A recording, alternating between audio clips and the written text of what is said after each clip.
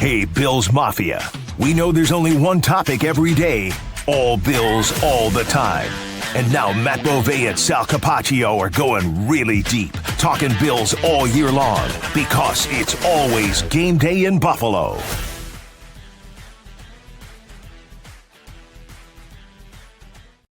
All right, here we go. One more final tune-up before the Miami Dolphins and Buffalo Bills. Miami week, always special. How about my co-host, Matt Beauvais, taking a vacation during Miami week? He's actually in Florida, but he's not covering the game this week. He actually took his awesome, beautiful daughter and wife to Disney. So I think that's what they're doing. I probably maybe shouldn't even say that, but I'm sure he'll tell us all about it when he gets back. So it's just me today, Sal Capaccio, with you here on the Always Game Day in Buffalo Odyssey podcast. Appreciate you coming aboard.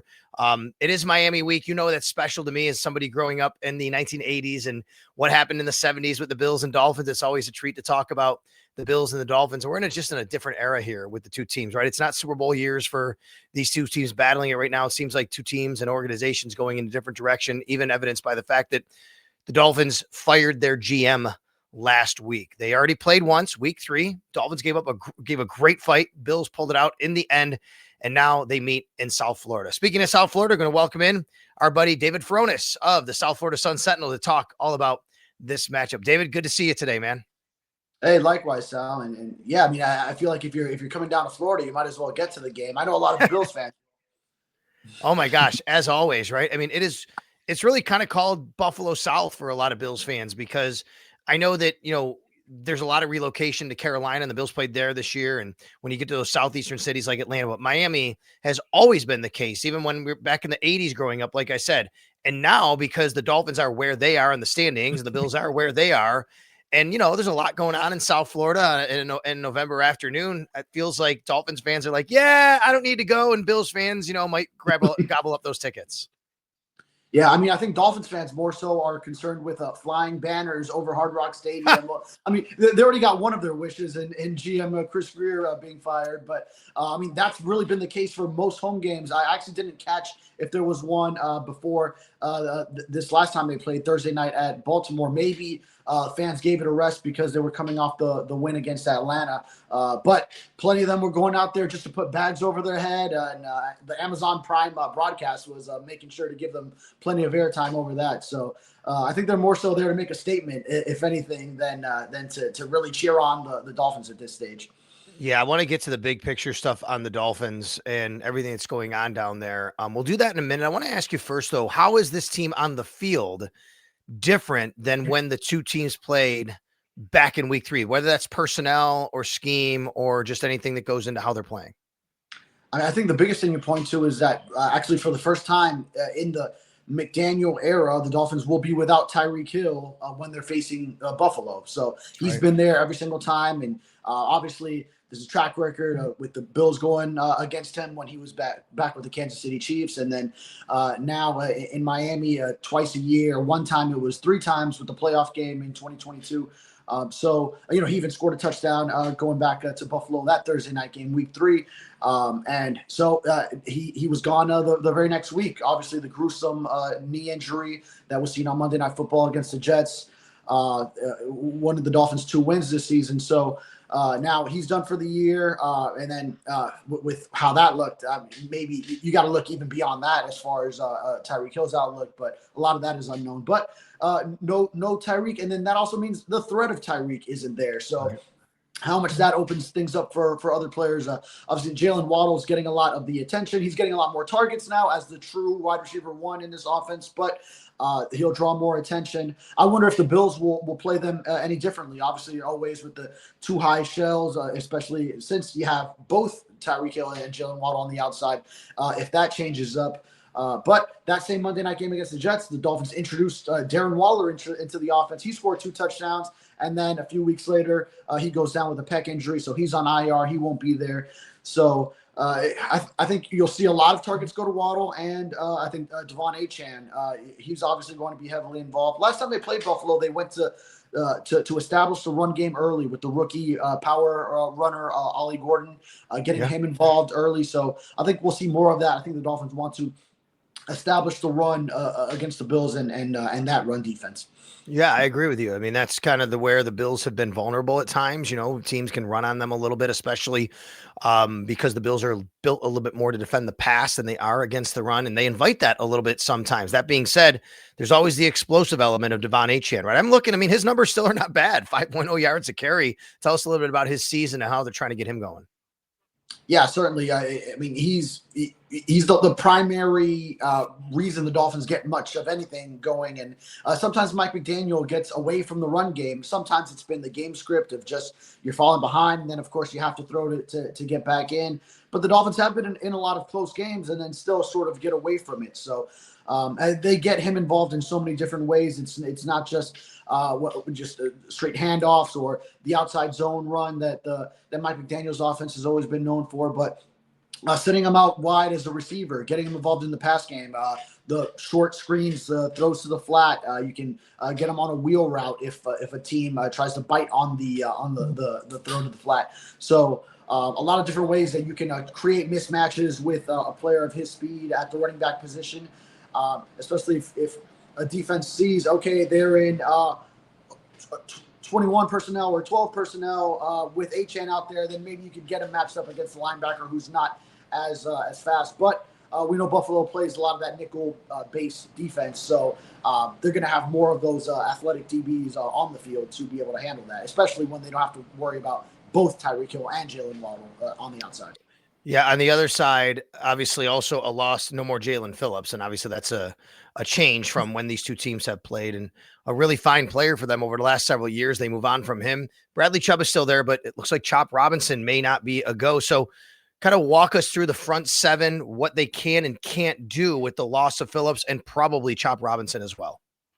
Yeah, it's interesting because the Dolphins for the past recent years have always had just so many injuries to their outside linebackers, to their edge rushers. Jalen Phillips, of course, is coming off back-to-back season-ending deals with an Achilles 1 year, knee injury the following one.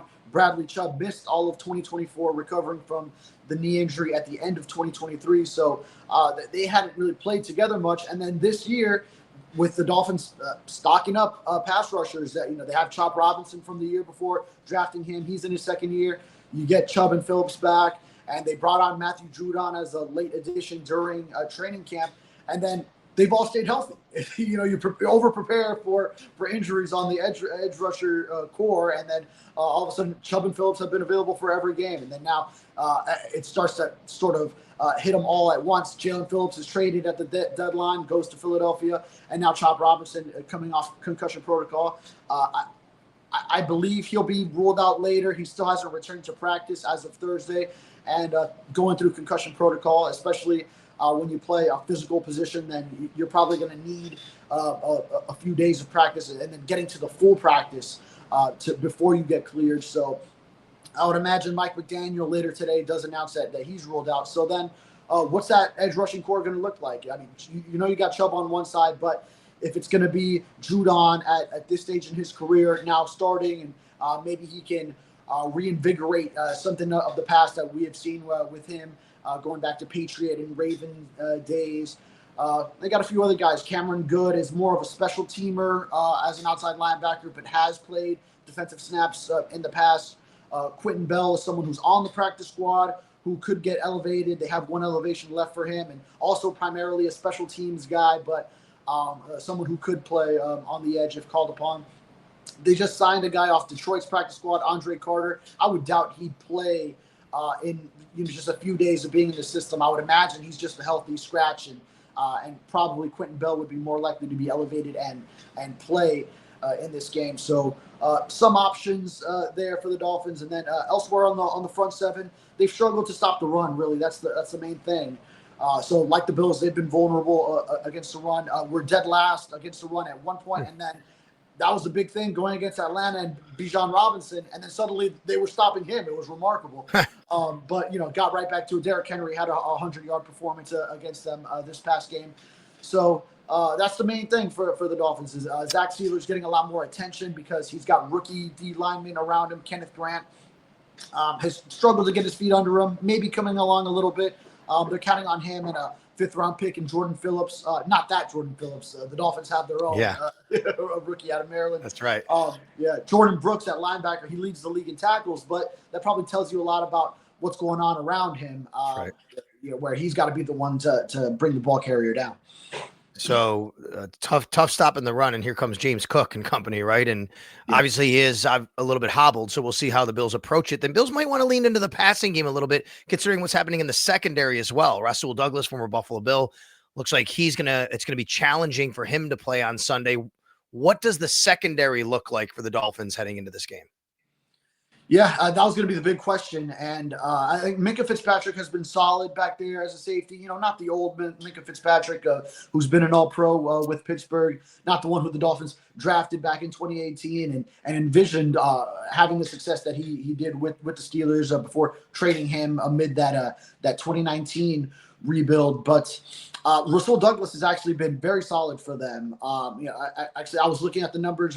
His passer rating against is 40 points lower or better than it was just last year with Buffalo. So he's actually been a bright spot for the Dolphins at corner at one side.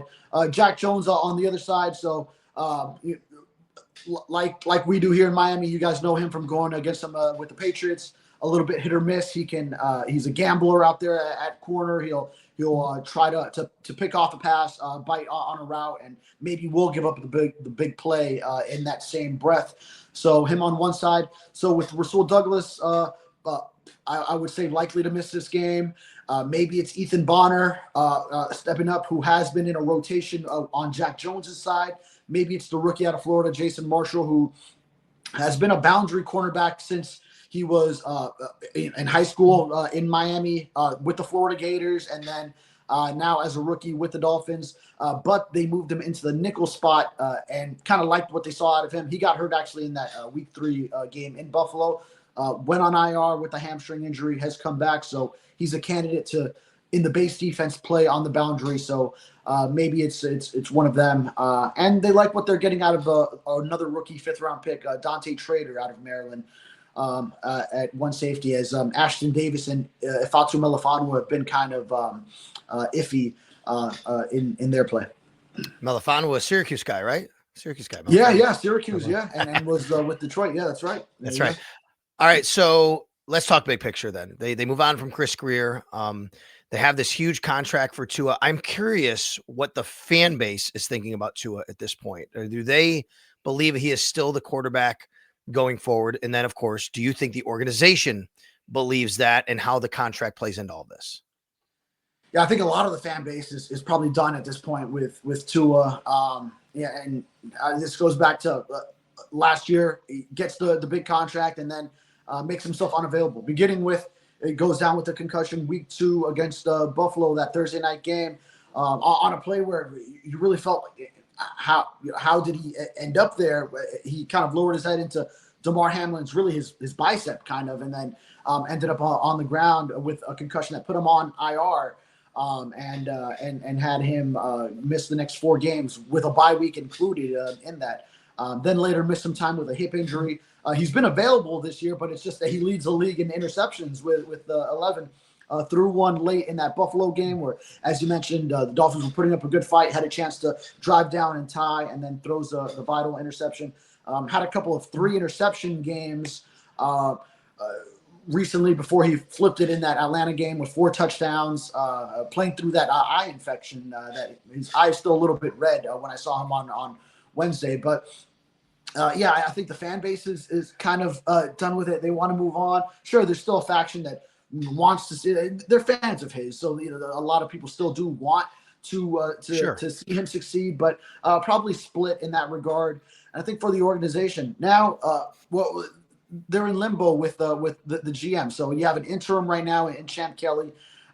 We don't know who's going to be making the decisions when it comes to the start of the offseason. So that'll be ultimately be on the hands of that hire, whoever that may be, with some input from owner Stephen Ross. But certainly an option would be to just bite the bullet, just take it all in one fell swoop and say you could release him at the end of the season, take the big dead cap hit, and then just say, all right, it's going to be a rebuilding season. not having that money to spend on your roster kind of is a good recipe for a rebuild and a tank job in 2026 if you want to just go all in on that route and then have a high draft pick for 2027, where they already seem like they will in 2026. But you never know. McDaniel's still there. I think Tua's still trying to he says he's not fighting for his job, just trying to win some games, play his best for his team. But they're obviously still trying to compete the best they can. So you never know if they end up winning some games, taking themselves out of like the top 5 or whatever the case may be. So, I think it's ultimately going to come down to that GM hire and then how he wants to play it. If he wants to give McDaniel and Tua like that one last year, see what comes of it. And then if not, then you go and bring in all your own pieces. But sometimes it's better to just have the clean break of just GM, coach, everything brand new. So that's kind of the way I lean personally. Well, from an outsider looking in, what I thought, David, was if you're going to fire the GM before the trade deadline, the reason is probably you don't want the attachment and you want somebody else to make decisions without having emotional attachment, right? You could say we could trade Jalen Phillips or Bradley Chubb or whoever. And that didn't happen, which was weird because now I think the way I look at it is, and we went through a lot of coaches and GMs in Buffalo for a long time before this regime showed up and Josh Allen showed up. But it feels like now it's less attractive to a new GM having to deal with this walking in, right? Whereas maybe you could have made it more attractive if you're Stephen Ross, if that makes sense. Yeah, certainly. And maybe this GM will have that option. Right, sure. The national reporting is that Stephen Ross is sticking with Mike McDaniel through the remainder of the season. And then maybe we have a situation where Ross doesn't want to fire him on Black Monday, but when they make that GM hire, then maybe he does have the freedom to fire him later on in the offseason. Now, that'll be probably a few weeks later, and then you probably miss out on some of the top candidates in the hiring cycle if you do go that route with the delayed move. But yeah, I mean, a lot of things are on the table, and you're right. When it happened right before the trade deadline, that's what I'm thinking is you don't have the attachment. Obviously, there was a change in philosophy, at least that was the word that was out there of, okay, now some of the guys that were previously off limits, like a Jalen Waddle, let's say, the Dolphins will at least listen. But it seems like a lot of what their asking price was just too high on essentially everyone, that they want a first-round pick for Jalen Waddle, and I don't think there's a team. I think it proved that there isn't a team that is willing to pay that price for Jalen Waddle. So I feel like just whoever it was, whatever player teams were asking about, they just set a price that was just around higher than what anyone's willing to pay, and then no one was actually willing to make that move. All right, before I let you go, last thing, do you cover the Hurricanes at all? Do you follow them, Miami Hurricanes? I did follow. I do follow them. I did cover them for a couple of years before I was promoted to the Dolphins beat, and I am a Miami alum, so I know. Oh, okay. Well, listen. So, simple question for you: is there any path to victory for my Syracuse Orange on Saturday? Boy, well, I mean, I look at Miami was 4 touchdown favorites against Stanford, and then they were fighting and clawing for every first half. Then they pulled away later. But yeah, right now, I mean, the Kings have lost 2 tight games. One of them was to SMU on the road over there. Yep. They had a number of terrible calls go against them. That's another story. And then that Louisville game, Carson Beck throwing the interception when they were in field goal range to tie it. So man, I just wish it'll be tough. Hey, listen, once Steve Angeli went down for Syracuse when they beat Clemson, the season was pretty much over. The backup quarterbacks have had a really, really tough time. They were trotting out a kid who is on the lacrosse team who had never taken a college football snap a couple of weeks ago. So, yeah, exactly. And Ricky Collins, a transfer from LSU, who just isn't up to capabilities right now to be able to do that. But hey, listen, I got to run. You got to run. I really appreciate you joining me here today. You can follow him at David Furones on Twitter. You can see his handle on the screen if you're watching on the YouTube side. If not, and you're listening, of course, it's always Game Day in Buffalo. David, thank you so much. Enjoy the weekend. And let's hope your Canes don't put one too badly on my Orange. Okay.